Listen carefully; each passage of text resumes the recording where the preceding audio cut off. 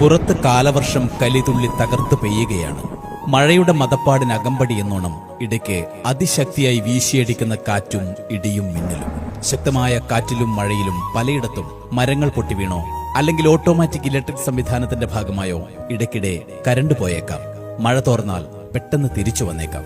ചിലപ്പോ 1-2 ദിവസം കഴിഞ്ഞേക്കാം തിരിച്ചു വരാൻ.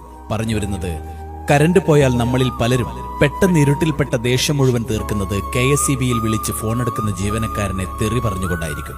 കരണ്ട് ഉടൻ വരുമെന്ന് അവർ പറഞ്ഞാലും ഓരോ 5 മിനിറ്റിനുള്ളിലും നമ്മൾ അവരെ ബുദ്ധിമുട്ടിച്ചുകൊണ്ടേയിരിക്കും.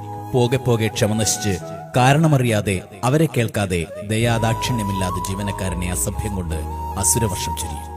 അരുത്, അങ്ങനെ ചെയ്യരുത്. അവരും നമ്മളിൽ ഒരാളാണ്. നമ്മളിൽ ഏറ്റവും വേണ്ടപ്പെട്ട ആരുടെയോ സുഹൃത്തോ സഹോദരനോ ചേട്ടനോ അച്ഛനോ ആരോ ആവാം അവരും.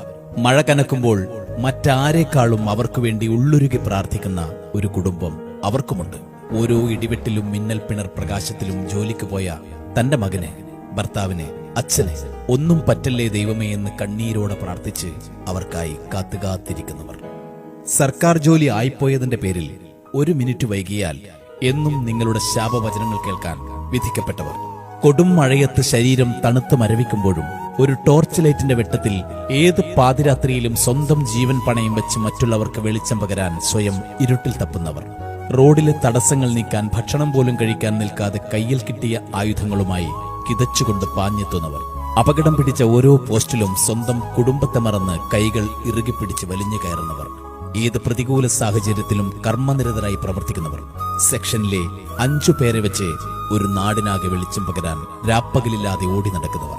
വൈദ്യുതി അമൂല്യമായിരിക്കെ ഈ പ്രതികൂല സാഹചര്യത്തിൽ അനാവശ്യമായി ഉപയോഗിച്ച് നിങ്ങളുടെ മൊബൈലിലെ ഇലക്ട്രോണിക്സ് ഉപകരണങ്ങളിലെ വൈദ്യുതി വെറുതെ പാഴാക്കാതിരിക്കുക. ഓർക്കുക, ഈ പെരുമഴക്കാലത്ത് ഏറെ അപകടം നിറഞ്ഞ ജോലിയിലാണവർ. മനസ്സുകൊണ്ട് നിങ്ങൾ പ്രാകുന്ന നമ്മുടെ KSEB ജീവനക്കാരും മനുഷ്യരാണ്. കലുഷിതമായ കാലവർഷത്തിൽ ഏറെ പ്രതികൂല സാഹചര്യങ്ങളോട് പടപൊരുതി നിങ്ങളിലേക്ക് വെളിച്ചമെത്തിക്കാൻ അവർ നിതാന്ത പരിശ്രമത്തിലാണ്. നമുക്ക് ക്ഷമയോടെ കാത്തിരിക്കാം, കൂടെ നിൽക്കാം അവർക്കൊപ്പം.